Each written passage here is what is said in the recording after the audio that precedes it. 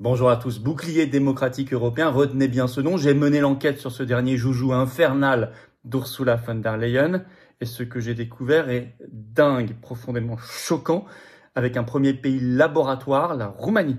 C'est-à-dire que c'est un outil qui leur permettra d'annuler en cours de route des élections quand le résultat risque d'être mauvais pour l'Union européenne, pour les mondialistes, pour l'OTAN. On va parler de tout ça, le Parlement européen s'y met. Si quelqu'un arrive à me démontrer qu'il faut autre chose que le Frexit pour contrer ça, qu'il me le démontre. Mais je pense qu'il aura du mal à me convaincre. Non. Par contre, si on sort de l'Union européenne, et donc si on démantèle l'Union européenne, c'est fini. Ces manipulations dingues de l'oligarchie contre les peuples seront terminées. Nous aurons brisé nos chaînes. Et donc, ce bouclier démocratique européen, il faut le faire connaître partout parce que c'est du carburant extraordinaire pour le combat de libération nationale et le Frexit. Merci de partager cette vidéo, pour ça de vous abonner à cette chaîne YouTube par un petit clic gratuit sur s'abonner. Pensez à le faire en ces moments de Noël, de fête. C'est peut-être le moment où il faut s'abonner à cette chaîne, un petit clic gratuit en dessous. Hop, vous êtes abonné et grâce à votre abonnement, les vidéos circulent mieux. L'algorithme de YouTube fait qu'elles sont mieux recommandées et je vous en remercie. Oui, on est en direct ce vendredi 27 décembre à 19 h sur cette chaîne. Ça va être un sacré direct sur ça, sur tout le reste. L'actualité française et mondiale explosive et toutes vos questions que je découvrirai, auquel je répondrai en direct sans aucune langue de bois. Donc soyez là, ramenez du monde à 19 h, notre grand direct sur cette chaîne ce vendredi 27 décembre. Et on parlait de la Roumanie et du Frexit. Ben oui, première manif de l'année, samedi 4 janvier, rendez-vous 15 h, Paris, devant l'ambassade de Roumanie, 16 avenue Bosquet, Paris. Soyez là, c'est le rassemblement contre la tyrannie européiste et le Frexit. Et on prend comme symbole la Roumanie, tout ce qui se passe. Je vais vous en reparler ici. C'est un symbole très fort. Il faudrait être très, très nombreux, ramener des drapeaux français. Pourquoi pas d'ailleurs des drapeaux roumains en solidarité si vous en avez. Mais bref, c'est le grand combat pour briser nos chaînes. Le Frexit, la sortie de l'OTAN contre la tyrannie pour montrer qu'on a tout pigé et qu'on est dans le combat dès les premiers jours de cette nouvelle année. Le 12 janvier, je suis à Toulouse. Inscription là par un lien sous la vidéo en description. C'est entrée gratuite, mais pensez à vous inscrire. Ça part très, très vite. Écoutez, je vous attends, patriotes. Voilà. Il vous reste quelques jours jusqu'au 31 décembre minuit pour défiscaliser aux 2/3 toute adhésion, réadhésion ou don au mouvement. Bah oui, parce que c'est défiscalisé aux 2/3 pour vous, ça fait baisser massivement vos impôts. Mais votre compteur fiscal, il va être mis à zéro dans quelques jours, le 1er janvier 2025. C'est maintenant qu'il faut venir. Adhérer, réadhérer, c'est vraiment un magnifique combat. Dans le plus grand mouvement souverainiste et de résistance de France qui s'appelle les Patriotes, que j'ai l'honneur de présider, mais je ne le mène qu'avec vous. C'est tous ensemble qu'on peut y arriver. Jamais seul, jamais isolé, jamais séparé. Ensemble, oui, on peut tout faire. J'ai besoin de vous maintenant. Vous pouvez adhérer ou reprendre votre adhésion annuelle ou faire un don au mouvement parce qu'on n'a pas un centime de financement public. Or, on va encore faire le 4 janvier et tout le reste. Mais si vous n'êtes pas là, on ne peut pas le faire parce qu'on n'a pas de subvention publique à côté. Le don est vital pour le mouvement, est tellement utile. Adhérer, réadhérer, comment on fait? C'est le premier lien sous la vidéo en description dès maintenant. Faire un don au mouvement, c'est le deuxième lien sous la vidéo en description. Ces liens sont également sur les-patriotes.fr. C'est défiscaliser aux 2/3 de vos impôts. Profitez de défiscaliser en masse avant la fin de l'année 2024. Profitez-en maintenant, faites baisser vos impôts, faites pas ce cadeau à Macron et au fisc. On y va. Bienvenue et bravo aux donateurs, adhérents, réadhérents. On y va parce que ce bouclier démocratique européen, c'est une dinguerie. Alors, pas beaucoup de monde vous en parle. Je pense même être le premier responsable politique à vous en parler en France. Pourtant, c'est sous nos yeux. Il suffit de travailler un petit peu, de lire les documents officiels et puis de comprendre ce qui s'est passé en Roumanie, ce qui risque de se passer dans d'autres pays. Alors, qu'est-ce que c'est que ce bouclier démocratique? La première fois qu'il apparaît, c'est le 14 mai 2024 dans la bouche d'Ursula von der Leyen. Elle est alors candidate à sa succession pour redevenir présidente de la Commission européenne. C'était quelques jours avant les élections européennes du 9 juin. Elle a fait un discours à Copenhague. Ça a été retransmis à l'époque par un article sur Euronews, qui est toujours en ligne, du 14 mai 2024. Le titre « Si elle est réélue, Ursula von der Leyen veut un plan pour protéger l'Union européenne des ingérences étrangères. » Je vais vous citer un petit morceau de l'article qui fait cette annonce.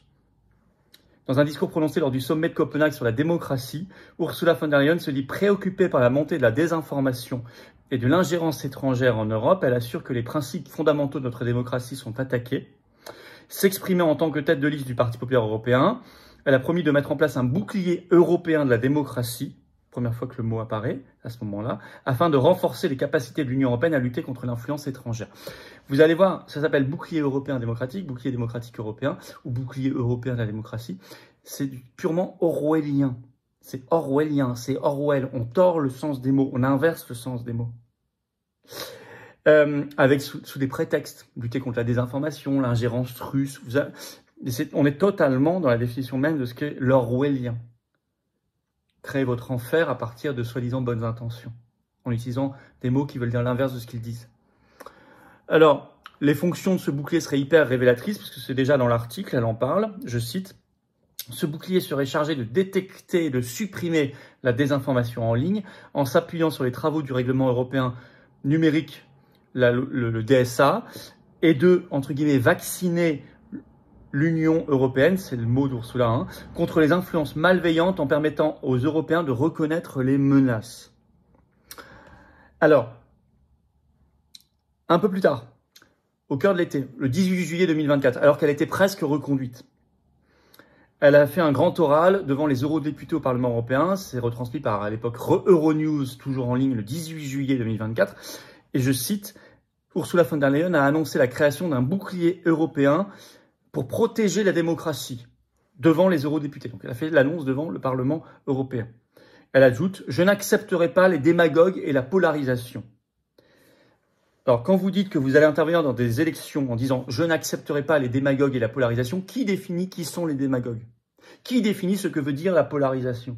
Il faut reprendre les mots qu'elle déclare. Ce sont des mots totalitaires. C'est une annonce totalitaire. Quand vous dites « Moi, à l'avance, je vais vous dire qui est démagogue, qui ne l'est pas, et je n'accepterai pas les démagogues », c'est-à-dire on va les interdire d'être candidats ou on va annuler l'élection s'ils peuvent gagner, et la polarisation, je ne sais même pas très bien ce que ça veut dire, parce que dans tout débat démocratique, il y a normalement de la polarisation, sinon ça veut dire que tout le monde est d'accord, donc c'est plus la démocratie. C'est une phrase authentiquement totalitaire. Méditez bien cette phrase. Je n'accepterai pas les démagogues et la polarisation. Ursula von der Leyen, c'est une phrase totalitaire. C'est le socle du bouclier européen de la démocratie. Bouclier démocratique européen. Alors, elle dit qu'il faut, je cite par ce bouclier, garantir un cadre informationnel et encourager les programmes d'éducation aux médias. Alors, on y va. Ensuite, elle a été reconduite à la tête de la Commission européenne. Et le 18 décembre, le site spécialisé Toute l'Europe annonce, je cite, que le Parlement européen crée 2 commissions spéciales, dont l'une est dédiée au bouclier démocratique européen. 18 décembre. Cette commission qui va mettre en place le bouclier démocratique européen a un mandat de 12 mois, qui pourra être prolongé par le Parlement européen. Elle sera composée de 33 eurodéputés. Sa composition sera annoncée le 20 janvier 2025. C'est marrant, c'est le jour de l'investiture de Trump. Des symboles inverses. Elle sera annoncée au Parlement européen à Strasbourg. Nathalie Loiseau, l'eurodéputée macroniste, qui était tête de liste en 2019, eh bien, convoite, je cite, la présidence de cette commission.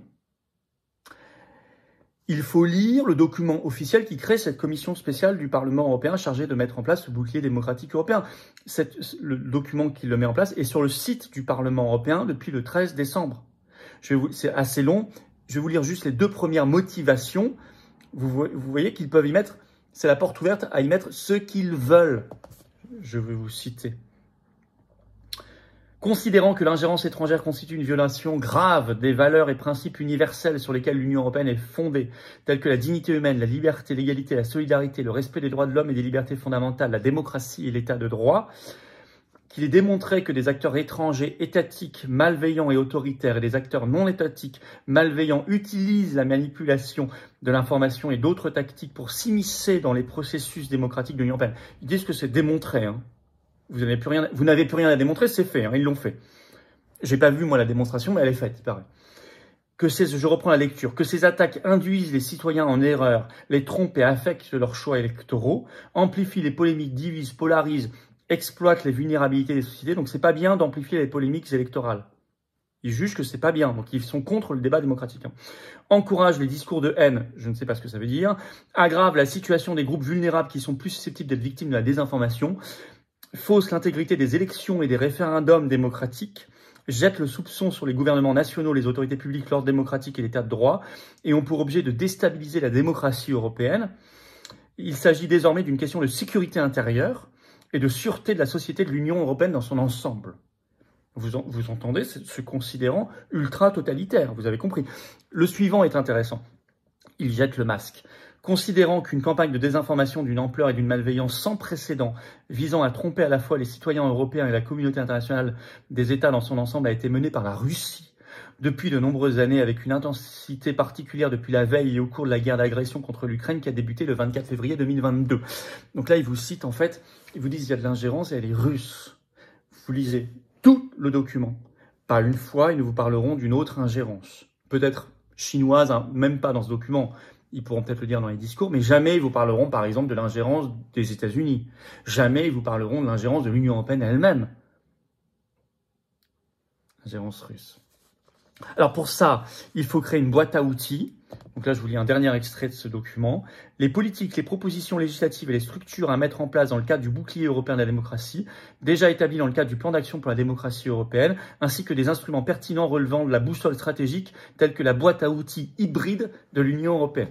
Donc là, on vous dit, on va créer une boîte à outils qui est même hybride contre tout ce que je vous ai cité avant.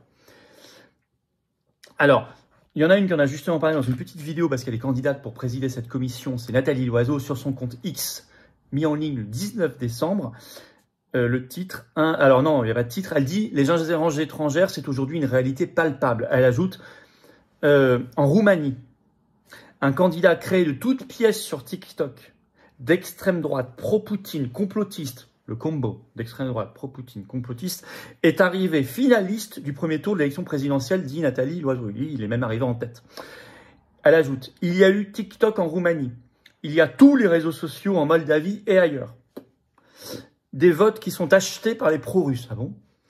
Une volonté délibérée de Vladimir Poutine de faire la guerre à nos démocraties. » Elle ajoute « Alors ce qu'il nous faut, c'est nous protéger. C'est créer un bouclier démocratique. C'est ce qu'a annoncé Ursula von der Leyen. » Donc qu'est-ce que ça veut dire quand on analyse ça?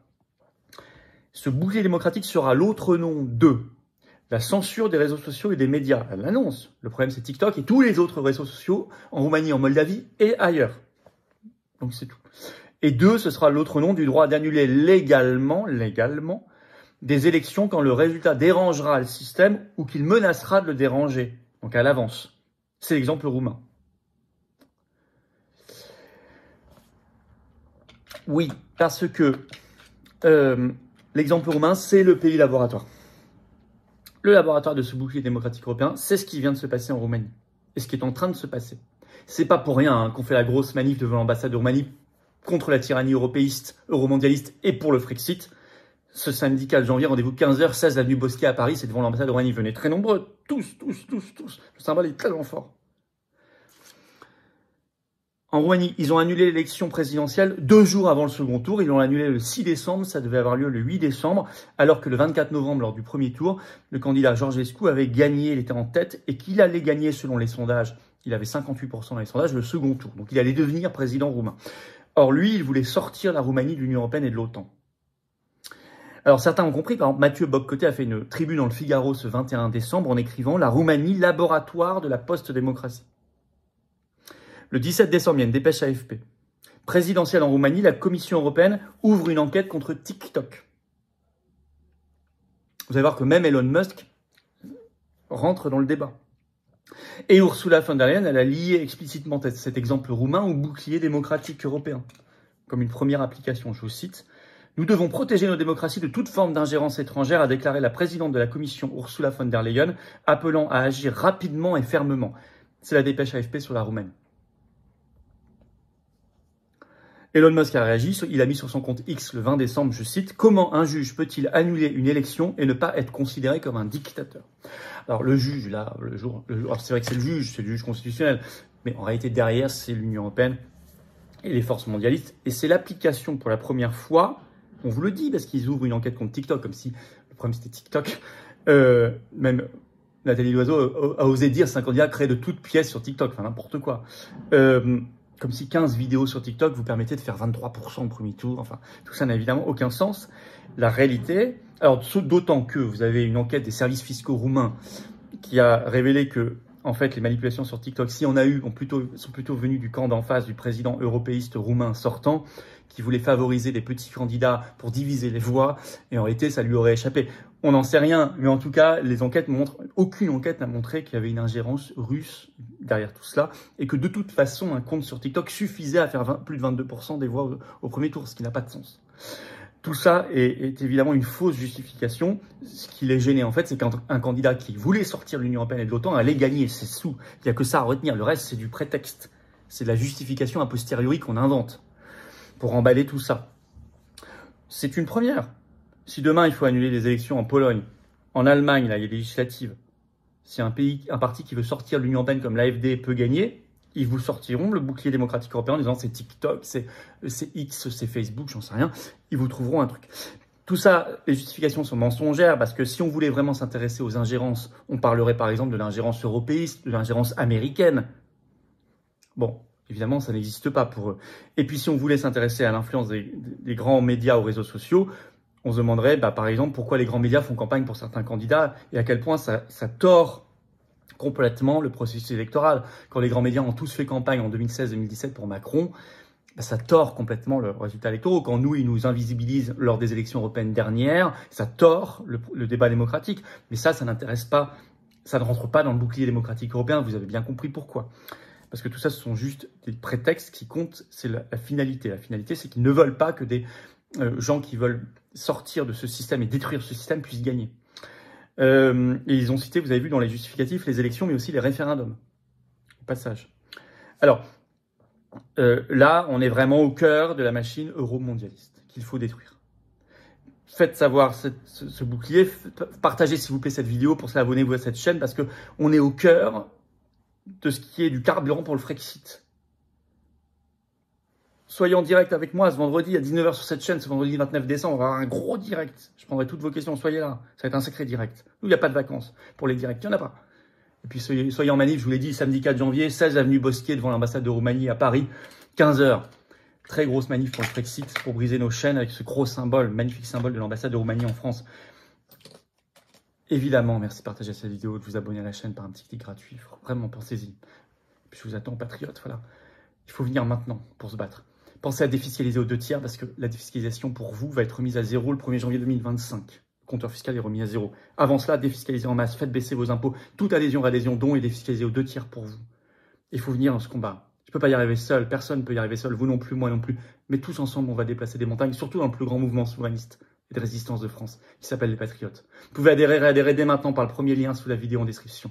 Ce lien, je l'ai mis également en commentaire épinglé, une petite fiche sur l'écran maintenant et dans quelques secondes, un lien sur l'écran.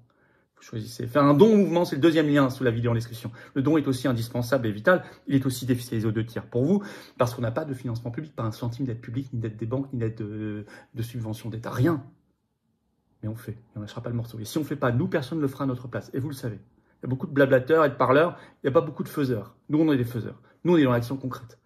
Et dans le rassemblement. Si on ne fait pas, personne ne fera à notre place. Mais si vous n'êtes pas là, on ne peut pas faire. Profitez de la défiscalisation pour vous aider et nous aider. Les liens sont également sur les-patriotes.fr, notre site, 2/3 défiscalisation, pensez-y. Bravo aux donateurs, aux réadhérents, bienvenue aux nouveaux adhérents patriotes. Vive la France!